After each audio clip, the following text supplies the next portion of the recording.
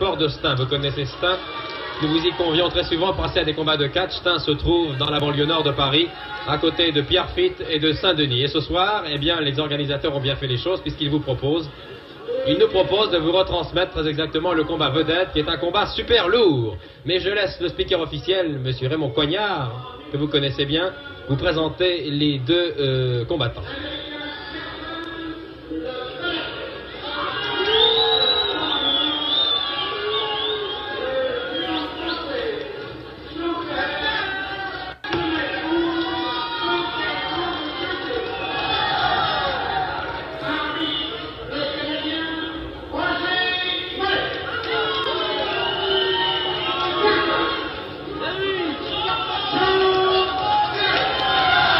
Voilà, vous connaissez les deux adversaires, vous avez vu sur ces images de Jean-Michel Poramier que nous avons affaire ce soir à des super lourds. Ce ne sont pas des petites portions puisqu'à eux deux ils doivent totaliser quelque chose comme 250 kilos, ce qui est tout de même très impressionnant. Celui que vous avez à droite ici, avec un blouson de trappeur, c'est le géant français Jean Ferré. Il n'a que 21 ans, mais écoutez ses mensurations, c'est vraiment incroyable. 2 mètres 11, 144 kilos. Je répète, 2 mètres 11, 140 kilos, qui dit mieux. C'est le nouveau Primo Carnera du catch. Il va être opposé à l'américain Scarface, le balafré. Je dis bien Scarface, le balafré. Toujours des noms nouveaux en catch. Les organisateurs ont beaucoup d'imagination, ils ont raison. Et Scarface, le balafré, n'a pas l'intention de se laisser essuyer, car il est déjà en sueur, de se laisser essuyer le dos par l'arbitre, qui est un monsieur important, cet arbitre, qui s'appelle monsieur Mollet, je crois, très exactement. C'est la première fois qu'il arbitre en France. C'est sa première soirée en France. Il passe sur un ring de catcheurs français. Roger Mollet, canadien, fait donc ses grands débuts ce soir. Il mesure, il est assez grand, d'ailleurs au vestiaire il m'a paru assez grand, monsieur Mollet, mais évidemment sur cette image on peut se demander combien mesure-t-il. Eh bien je vais vous le dire, il mesure 1m73. Qui est une taille très moyenne, qui est une bonne taille, mais regardez ce plan extraordinaire à côté du géant Ferré. On a l'impression que nous avons affaire à des Lilliputiens, à un arbitre Lilliputien. Bon, les consignes que donne monsieur Mollet aux deux catcheurs, ne vous faites aucune illusion, ils les ont écoutées mais ils ne le retiendront pas. Je peux tout de même vous les donner. Interdiction à point fermé, interdiction de se servir quelconque, comme les boxeurs peuvent dissimuler des fers à chevaux dans les gants, et bien là, interdiction de dissimuler dans ses chaussures, car c'est à main nue, interdiction de dissimuler des objets dangereux, les cheveux, et bien d'autres interdictions, notamment de frapper au-dessous de la ceinture, mais de toute façon, vous verrez, ils vont s'en donner à cœur joie. Le combat est prévu en une manche. D'habitude, c'est 2 manches et la belle s'il y a lieu. Là, c'est seulement une manche. Et celui qui restera au sol, je ne sais pas comment on l'évacuera, il faudra trouver 2 costauds, car pour évacuer quelqu'un de 100 kilos, il faut être assez solide. Pendant que les deux catcheurs se jaugent, c'est de façon tout à fait étonnante de se jauger, tout en finesse, vous avez vu. Certains, dans certains pays, ont fait connaissance avec le baise-main. Ici, c'est l'empoignade entre Scarface, le balafré, et Jean Ferré, le bûcheron. En effet, Jean Ferré, ici à droite, a été bûcheron dans la forêt de Molien. C'est très important. D'ailleurs, il m'a dit au vestiaire, dites bien que j'ai été bûcheron, car c'est vrai. J'ai abattu des arbres pendant plusieurs années. Pendant ma prime jeunesse, il n'a pourtant que 21 ans. La forêt de Molien se trouve à côté de la Ferté-Fougeoire, qui est le lieu de naissance de notre ami Ferré. Quant à Scarface, le balafré, au hasard des gros plans de Jean-Michel Poramier, vous aurez l'occasion d'admirer ce superbe balafre. Il ne ressemble absolument pas à Paul Muni, je vous le dis tout de suite. Paul Muni qui a été la vedette et le principal acteur, le héros de ce film étonnant qui a été Scarface, que vous avez peut-être vu dans les cinémathèques. Ce Scarface le balafré donc n'a rien de commun avec Paul Muni, car il mesure 1m85 et pèse 118 kg. Il a 34 ans, il est marié, Scarface, il a un enfant. Et détail intéressant, il n'y a vraiment que dans les curriculum vitae des catcheurs qu'on trouve ces détails extraordinaires. Détail donc intéressant pour Scarface le balafré, avant de catcher, alors que M. Mollet essaie d'intervenir, mais on se demande qu'il pourrait faire avec son petit mètre 73 et ses 67 kilos, face à ces deux géants vraiment extraordinaires. On a l'impression qu'ils viennent d'une autre planète, ces deux garçons. C'est très impressionnant, vous savez. Je ne sais pas quelle est votre réaction devant votre écran de télévision, mais pour les avoir rencontrés au vestiaire, Je vous assure qu'on se sent tout petit. Quant à Monsieur Mollet, il se sent complètement perdu entre l'abdomen qui mesure déjà presque la moitié de sa taille, l'abdomen de Jean Ferret, et les yeux et le regard et la prétention de Scarface le Balafré, car j'appelle le Balafré, comme tous les catcheurs qui se respectent, est tout à fait prétentieux. Il m'a dit tout à l'heure, vous allez voir, ce Jean Ferret, il n'a pas du tout l'air d'un intellectuel, et sur les 2 mètres hauts des 143 kilos, je vais en faire mon affaire. Eh bien, pour l'instant, Scarface le Balafré est au-dessus de la table du jury. Et non, c'est pas possible. Monsieur Roger Mollet, le Canadien venu du Québec, se demande vraiment comment il va arriver à tenir ces 2 colosses et à faire respecter un règlement qui n'a d'ailleurs jamais été respecté par les catcheurs depuis sa création. C'est ce qui est d'ailleurs assez drôle en catch, car finalement tout se termine très bien dans la joie et dans les sourires et aussi dans les sifflets. Car vous l'avez sans doute entendu, depuis que ce combat a commencé, les sifflets fusent de toutes parts. Hier ce soir, une bonne salle, une très bonne salle, 2000 personnes environ. Amateur de catch, car Stein est à la banlieue parisienne, à la banlieue nord, ce que la salle Wagram est à Paris en matière de catch, c'est-à-dire un temple où tous ceux qui viennent voir les combats s'y connaissent. Monsieur Mollet aussi s'y connaît, mais que voulez-vous, il faudrait vraiment qu'il prenne un tabouret pour survoler les prises. Pour l'instant, Jean Ferret porte une prise au bras gauche et il va essayer de la transformer en double Nelson avec un étranglement. Avec un étranglement qu'il porte à la gorge de Scarface. Alors j'ai l'impression que Scarface a déjà eu un avertissement.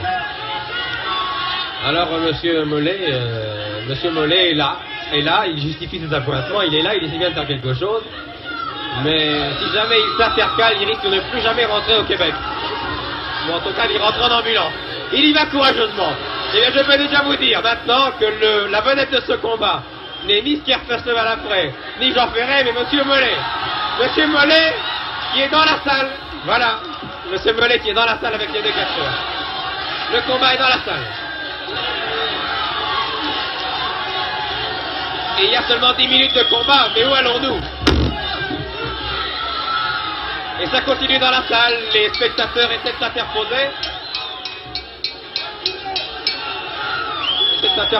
Là pour l'instant, nous nous dirigeons tranquillement vers la sortie et vers la plaine Saint-Denis si ça continue. Mais Monsieur Mollet, très applaudi, refait venir les 2 catcheurs, les 2 colosses, au milieu du ring. C'est une performance, bravo Monsieur Mollet. Voilà. C'est un joyeux combat en perspective.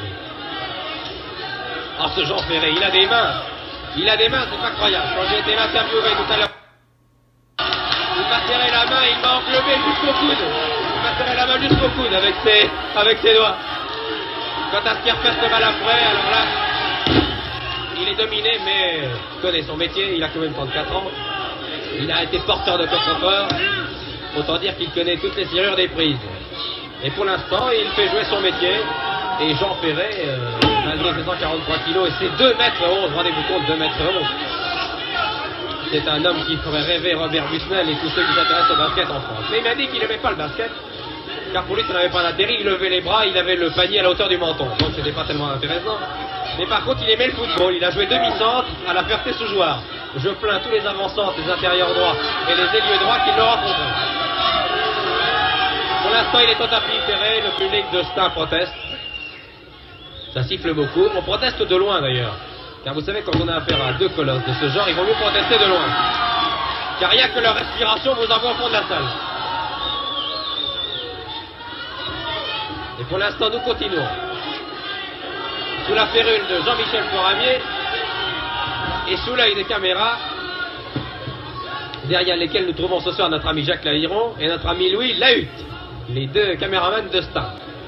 2 caméramans de direct qui ont fait leur preuve. Au tapis, Scarface. Les bruits courent que Jean Ferret aurait l'intention de le balafrer de l'autre côté du visage. Attention. Vous l'avez vu d'ailleurs, Scarface le balafrer quand il est arrivé tout à l'heure. Il avait une somptueuse robe de chambre noire, en velours noir, avec une écharpe blanche, en soie blanche, très aristocrate, très grand seigneur. Quant à Jean Ferry, il s'est présenté en... Oh là là. Ah, ça c'est un coup qui fait mal, évidemment. Quant à Jean Ferry, il s'est présenté en tenue de trappeur, de David Crockett de la Ferté-Sous-Jouarre. Pour l'instant, il surfe, Jean Ferry, car il a pris un coup bas, vous l'avez vu. Un coup interdit, mais que voulez-vous que Monsieur Mollet fit contre deux monstres de cette espèce. Il essaye tout ce qu'il peut. Eh oui, il ne peut pas être partout, bien sûr. Rendez-vous compte, il suffit que Jean Ferré lève le bras et ça lui cache déjà 50 cm de vue. Là, il a déjà son horizon bouché. Avec la main droite et l'avant-bras droit, Monsieur Mollet n'y voit plus rien. Alors, je vais vous traduire ce que dit Monsieur Mollet, car placé d'où nous sommes, je peux entendre ce que dit Monsieur Mollet. Monsieur Mollet a dit... J'ai dit de lâche, je suppose qu'il voulait dire lâcher, mais il a pris la main de Scarface en plein visage, ce qui lui a vraiment bouché, ce qui lui sert de bouche. Oh, le pauvre Monsieur Mollet. Regarde, oh, Mollet. Ah non, ne faites pas mal à Monsieur Mollet, monsieur. Oh, le pauvre.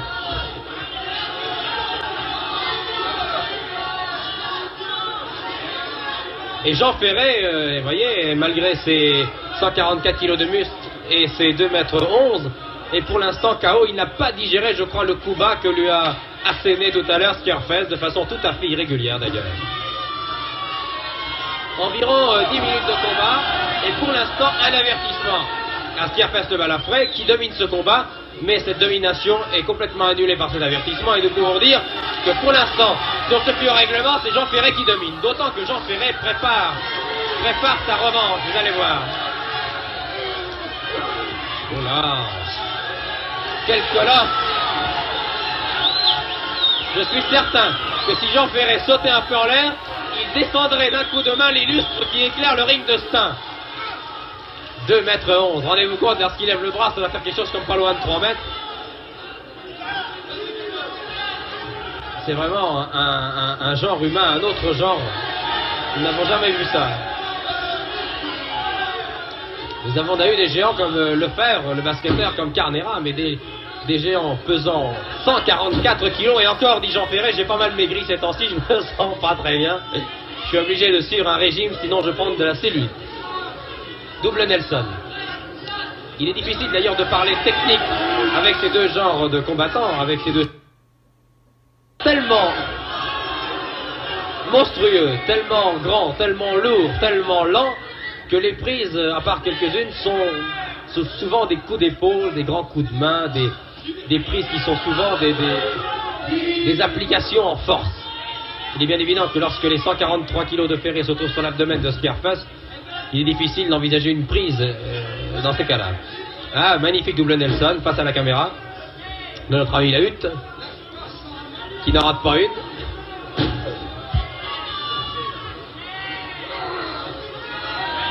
Quel colosse! Regardez comment Ferré soulève les 118 kilos de Scarface.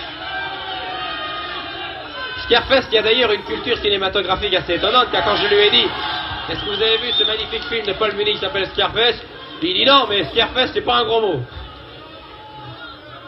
Évidemment, on ne peut pas demander d'être un grand catcheur et d'être aussi un cinéphile averti. Mais enfin, Scarface de Balafré avait tout de même entendu parler de ce film.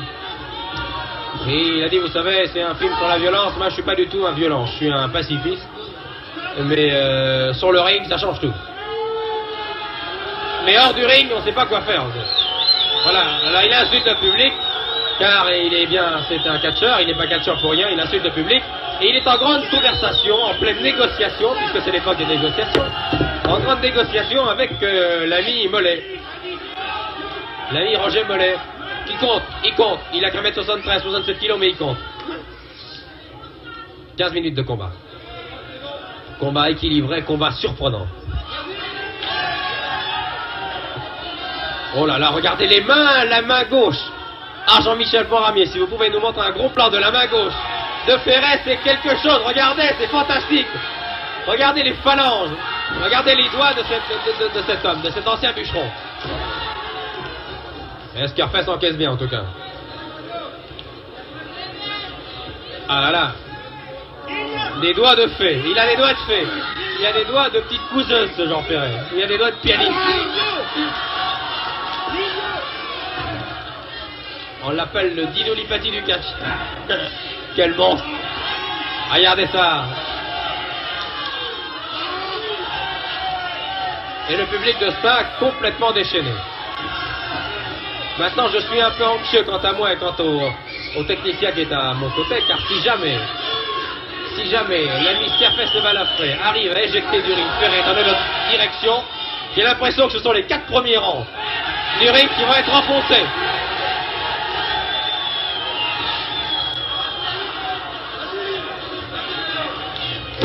Et j'ai à mes côtés une charmante téléspectatrice qui assiste pour la première fois à un reportage de catch, qui est tout à fait étonnée. Elle est tout à fait étonnée. Elle regarde derrière ses lunettes avec des grands yeux. Elle se demande si c'est possible de mesurer 2,11 m et peser 144 kg. Pauvre Mollet. Et il y va dans le combat. Attention monsieur Mollet, si vous êtes pris en sandwich, vous êtes transformé en crêpe. Attention.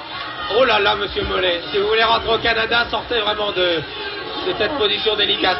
Et non, il y va. Oh, regardez, on ne sait plus quoi en faire du pauvre petit Mollet. Il faut reconnaître que les deux catcheurs sont tout de même, il leur reste un semblant de fair play, car ils ne veulent tout de même pas avoir des ennuis avec la fédération de catch pour avoir frappé le sympathique monsieur Mollet. Oh là là. Alors Scarface, il va être balafré de haut en bas maintenant. Il était balafré sur la joue, mais si ça continue, il va être vraiment balafré de tous les côtés. On va pouvoir enlever Scarface et garder le balafré. Nouveau coup bas, interdit. Interdit en catch, interdit en boxe, interdit partout, tous les sports.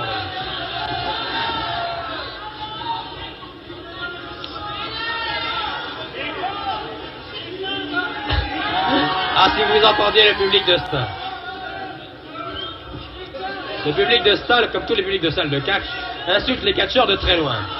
On les traite d'abrutis, on les traite de bon à rien, on les traite de femmelettes et on les traite d'homosexuels, ce qui est tout de même incroyable.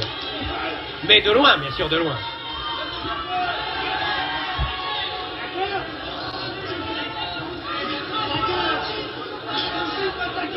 Et le pauvre monsieur Mollet, oh, il en a pris un pour la tête maintenant, non. Monsieur Mollet qui jusqu'à maintenant avait toute sa raison, s'il se fait matraquer lui aussi par les catcheurs, on va vouloir sortir. Mais rendez le bras de monsieur Mollet, soyez gentil. Soyez gentil. Je suis sûr que le standard de Cognac G est complètement bloqué et qu'on réclame le bras droit de monsieur Mollet. Ah bon, voilà, merci. Oh là là, attention, deuxième et dernier avertissement à Scarface. Le balafré pour lutte irrégulière. Ça ne fait rien. Deuxième avertissement, mais il retourne à l'attaque.